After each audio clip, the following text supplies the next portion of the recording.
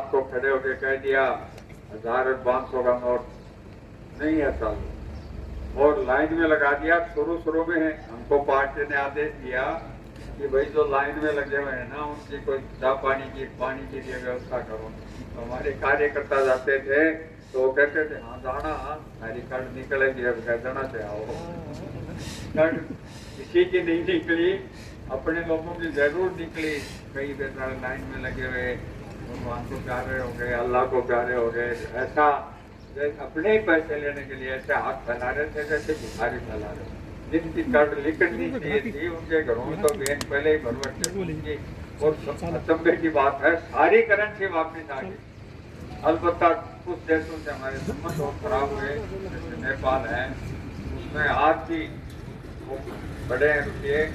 और इनके तो एक बैंक था जिसके अमित शाह जी डायरेक्टर थे कोऑपरेटिव बैंक, उसमें 700 करोड़ उस दिन में बदले गए। तो वो फिर गब्बर सिंह टैक्स लाए उस 5 साल के दौरान। अब छोटा अपना व्यापारी है जो मान लो गाँव में भी है, वो भी बिना सीए के पास है अपना वो भर नहीं सकता। और ये प्रोविजन और कर दिया कि नहीं भरेगा तो उसकी जेल होगी। इनकम टैक्स का दुरुपयोग कर रहे हैं, ईडी भेज रहे हैं, देश में राजनेताओं को डरा रहे हैं। एक तरफ कह रहे हैं हम 400 सीट लाएंगे, दूसरी तरफ आओ कोई भी आओ उसके पट्टा डाल रहे हैं, चाहे वो भ्रष्ट है, चाहे उस पर चार्जशीट है, चाहे वो किसी मामले में दोषी है, उनके पास गया सही है, सब बंद कर देते हैं। एक तरह से एक वो कमल साहब तो साबुन ले रखा है, कमल साहब की एक वॉशिंग मशीन ले रखी है, उसमें से इधर बैठा है सब तो वो काला है और इस मशीन से निकल के उधर जाते ही सब जाता है। जिन लोगों पर आरोप लगाया इनने, खुद ने आरोप लगाया, उनके साथ बैठे हैं, मत साझा कर रहे हैं, सरकार साझा कर रहे हैं। और दूसरी तरफ जो विपक्ष में उनको डराने का काम कर रहे हैं, धमकाने का काम कर रहे हैं और उनको डिमोलाइज करने का काम कर रहे हैं। देखिए आप दिल्ली के मुख्यमंत्री को चुनाव के बीच में गिरफ्तार कर लिया, 1 महीने पहले कर लेते, आपके पास थे ही तो, या तो चुनाव वोट पड़ने के बाद कर लेते। मान लो आपके यहाँ 2 व्यक्ति चुनाव लड़ रहे हैं गाँव में, एक को पकड़ने जाए दूसरे को छोड़ जाए, एक तो बहुत गिरा, कैसी स्थिति होगी। इस तरह का जो वातावरण देश में कर रखा है उसका जवाब देने के लिए इनकी जो तानाशाही प्रवृत्तियां हैं उनको विचार करना पड़ेगा, मनन करना पड़ेगा। और अब तो स्थिति ये है, कह रहे 10 साल तो ट्रेलर था, अब के एक बहुत बड़ा काम करेंगे। हमने हमारा घोषणा पत्र जारी किया है, लिख रखा है इसमें क्या क्या काम करेंगे। वो बता नहीं रहे वो बड़ा काम क्या करेंगे। वो बड़ा काम ये करेंगे, एक दिन रात को करेंगे कि सुबह हमारे प्रधानमंत्री जी राष्ट्रपति पद की शपथ लेंगे और अब इस देश में राष्ट्रपति प्रणाली लागू होगी और 15-20 महीने बाद कर देंगे कि तो पूरी उम्र ही रहेंगे, जैसे रूस में, चीन में, रोम में। इस तरह की जो प्रवृत्ति पनप रही है देश में, उसको हमारे पूर्व जो बहुत मुश्किल से आज़ादी लाए थे, बहुत मुश्किल से हमको वोट का अधिकार मिला था, बहुत मुश्किल से बोलने का मिला था, पढ़ने का मिला था, हमारे अच्छा अनुसार जीवन यापन का मिला था, उस सबको छीनना चाहते हैं, सब पर रोक लगाना चाहते हैं। क्योंकि ये वो लोग हैं जो पहले तो लोकतंत्र का मुखौटा लगाते हैं और फिर उसको जब इनके होता है तो उसको उतार कर अधिनायकवादी ताकतें बन जाते हैं। इन सबको जवाब देना है।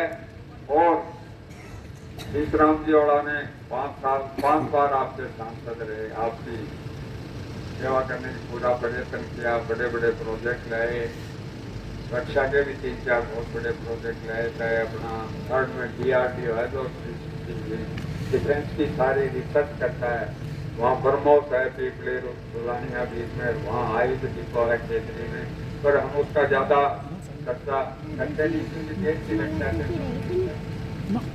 पर ये तो ब्रॉड गेज है, और तो दिनेश ने बताया, ये तो एक पुल पड़ा है इस रोड पर अपनी ये जाती है ना।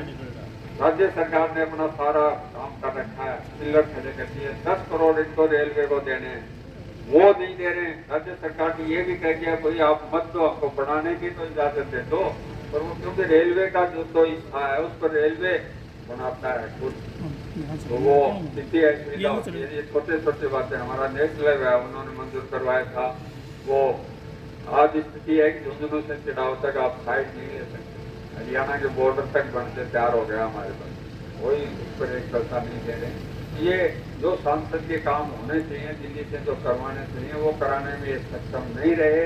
आप हमको भेजोगे तो आपको अंतर नजर आएगा, आपकी आवाज और शोर से हटाएंगे, आपके विकास की यात्रा में आपके साथ चलेंगे।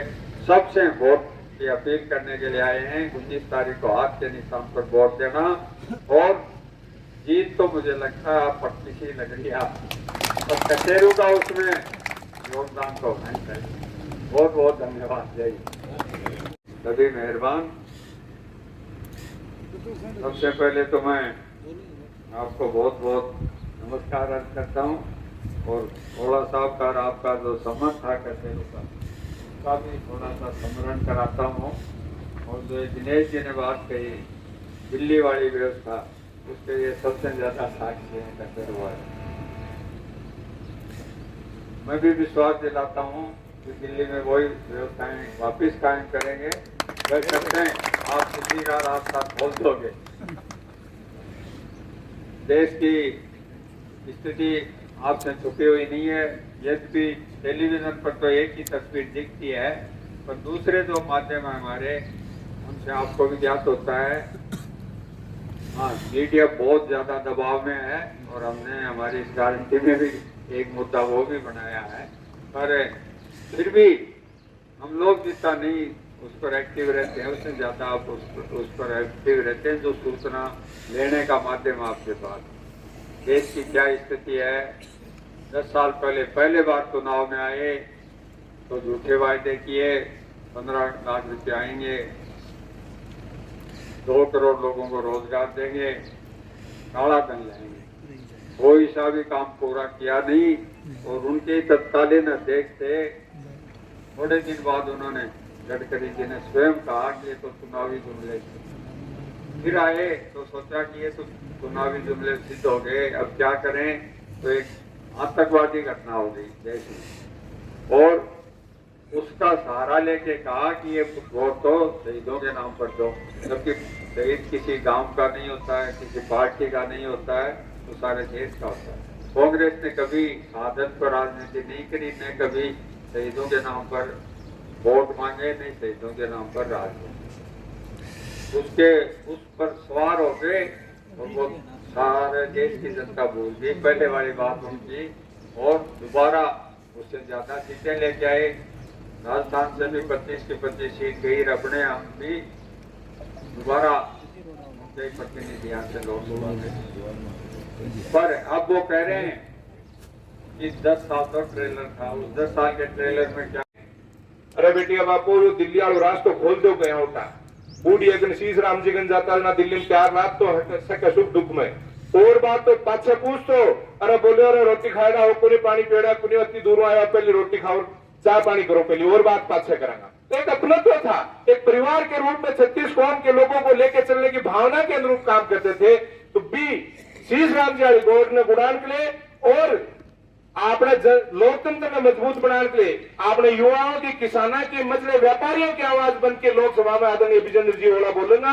तो मैं हाथ जोड़ के थारे से विनती और एक अपील करना आया हाँ कि अगर मैं लोग थारे सुख दुख में, थारे कामा में, थारे आदेश की हमेशा पालना करता रहा, 19 तारीख ने तक केवल थे अपने आप ने विजेंद्र जी ओला मानो, क्योंकि लंबो चौड़ो क्षेत्र है, सब जगह पहुंचना संभव को नहीं हो पावे। वो लावनी को टेम आज बैसाओं को टेम है, आज मन बेरो अपने देव जी गुरु जी के झुंड मेल है कचेरू से ही पूरे की, तो हर जगह बैसा को सीजन चल रहे हैं। तो 19 तारीख ने अपना की बोर्ड ने संभाल की और बूथ में डलवा दो, क्योंकि जब तक बोर्ड बूथ में नहीं डलेगो एक कोरी बात रह जाएंगी। आपना आज विजेंद्र जी विश्वास दिलाना है कि कचेरू में बड़े मार्जिन के साथ कि लोकतंत्र में बचाने के लिए हमारी आवाज उठाने के लिए थाने संसद में मैं भेज दूंगा, आगे को काम थारो है। क्यों विश्वास दिला जाना विजेंद्र जी ने, पक्की बात है। बहुत बहुत धन्यवाद। जय हिंद जय भारत। जो सबसे अहम मुद्दे के लिए हम आप लोगों के बीच में आए हैं वो है लोकसभा का चुनाव। पिछले 2 बार से आपने लोकसभा प्रत्याशी यहां से चुन के भेजे, नहीं जता पाई कि इनको वापस टिकट देगा, क्योंकि 5 साल का समय एक जनप्रतिनिधि के पे दिया कि जनप्रतिनिधि चुनने का अधिकार, वोट के अधिकार के माध्यम से आपको है, न कि राजा के घर राजा पैदा होगा। उस अधिकार के तहत इन पार्टियों के समझ में आ गई कि ये प्रत्याशी क्षेत्र में नहीं जाते हैं तो आ काट के अंडोरों को चढ़ेगी, जो हर बार रिपीट करती है। देखो वो देखेंगे काम, सारा बुजुर्ग बैठे हैं जीवन में, वो देखेंगे काम करा। ये इसलिए रिपीट नहीं करते क्योंकि ये प्रत्याशी कभी जनता के सुख दुख में और उनके कामों के बीच में नहीं रहे। और आपके माध्यम से मैं कोई एक दो काम ही बलाद में बता दो, अरे मैं कोई बजट को बता दो या कोई झिलक लेके आया हूं। अरे एक तरफ आप आशीष राम जी हो रहा, 5 बार हमारा प्रतिनिधित्व करो और भी दरमियान लोग कल्पना कुनकस कहा, आपने किसाना की समस्या समझ की, आबू सुरमत कृषि विज्ञान केंद्र बनवायो, आपने टावरा की पढ़ाई के लिए झुंझुनू सेंट्रल स्कूल और सैनिक स्कूल बनवाई। आज बच्चा रोजगार देने के लिए खेतरी कॉपर प्लांट जो मृत प्राय हो चुके हो, जब खान मंत्री बनाया जनाब इन वापिस जिंदा करे और आपने लोगों ज्यादा से ज्यादा रोजगार दिलायो। आज बाकरा हो आप बात करा गैस प्लांट की, वो लोग ऐसा तमाम काम जो आप बतास कहा क्या अपना पूर्व सांसद करो। और वर्तमान जो सरकार है बात तो लोकतंत्र ने सुविधा ने खत्म करने में लाग रही है, थारे वोट के अधिकार ने खत्म करने लाग रही है। युवा साथी बीच बीच में कई मोदी मोदी चिल्लाता बोले बहुत रोजगार जैसी, जहां 2 करोड़ रोजगार की बात करके आऊं, आराम बड़ो इनाम दियो अग्निवीर योजना के रूप में। नहीं फौजी रिटायर हो गया था या कोई शहीद हो गया तो शहादत होती तो भी को कत्तो मान सम्मान हो, तो सारा अधिकार छीन लिया। किसाना से बात करी कि मैं थारी आय दुगनी कर दूंगा, उल्टा वह किसान आपके मांग मानने गया तो दिल्ली का चारूमेर की किलाबंदी कर दी कि जहां पाकिस्तान में कोई आदमी भारत पाकिस्तान की सीमा है, किसान नहीं दिल्ली में बढ़ जा। तो और आमदनी के अलावा जो खेती को खर्चो है, जो आपने पाड़ दिवानी हो बीज हो है, बड़ चीजों खर्चो आपको 4 गुना पड़ गो 10 साल में, लेकिन कोई मान मतलब को नहीं, क्योंकि ये अब भारतीय जनता पार्टी की सरकार नहीं बची है। ये केवल ईस्ट इंडिया कंपनी जैसे अंग्रेजों ने बनाई थी, ऐसे गुजराती भाइयों की एक कंपनी बन के रह गई है जिसमें 4 ही लोग हैं, मोदी, अमित शाह, अडानी और अंबानी। इनको और किसी से मतलब नहीं है। ये एक कंपनी के रूप में देश को चला रहे हैं, जो देश को ठगने का लूटने का काम कर रहे हैं। लेकिन सबसे बड़ी विडंबना है कि जो जनप्रतिनिधि हमारे यहां से जाता है वो हमारी आवाज बन के नहीं बोलता है। और आज कांग्रेस पार्टी ने हमारे बीच में इतना सौम्य सरल स्वभाव के प्रत्याशी को हमारे बीच में भेजा है जो विधानसभा में भी हमेशा आपकी आवाज बन के गूंजे। और सबसे बड़ी बात, आज पूरे जिले में जाते हैं, आज इस लोकसभा चुनाव में और जिले के लोकप्रिय प्रत्याशी हमारे बीच में ब्रजेंद्र जी ओला पधारे हैं। मैं चाहूंगा कसरू की इस भूमि पे जोरदार तालियों से इनका स्वागत करें, अभिनंदन करें। हमारे बीच में पूर्व चिकित्सा मंत्री और नवलगढ़ के पूर्व विधायक डॉक्टर राजकुमार शर्मा जी, हमारे डीसीसी में महासचिव आदरणीय वीरेंद्र जी खिच्चड़, हमारी उप प्रधान ललिता माही जोया के ससुर जी जोरावर सिंह जी, हमारे पूर्व सरपंच गणपत राम जी, हमारी पंचायत समिति सदस्य आदरणीय सुविता शिगड़ जी, राणासर की पूर्व सरपंच श्रीमती सुरेश देवी जी, पूर्व तहसीलदार हमारे जगदीश जी राणासर से, और हमारे चीफ साहब आदरणीय रामेश्वर जी कल्याण, और मेरे सामने बैठे मेरे पिता तुल्य बुजुर्गों, युवा साथियों। आज आप सबको पता है कि अगर हम विकास की बात करें तो आशीष राम जी के टाइम की बात हो, चाहे आदरणीय विधायक जी के समय की बात हो, नवलगढ़ में विकास की कोई और कसर नहीं छोड़ी हुई है। चाहे हम शिक्षा के क्षेत्र में बात करें, चाहे हम चिकित्सा के क्षेत्र में बात करें, चाहे हम सड़कों की बात करें, और चाहे हम पेयजल की बात करें, तमाम सुविधाओं के मामले में हमारा नवलगढ़ सिरमौर बना है। आपको न्यूज़ कैसी लगी कमेंट बॉक्स में लिखकर ज़रूर बताएं। साथ ही चैनल को सब्सक्राइब और लाइक करना ना भूलें।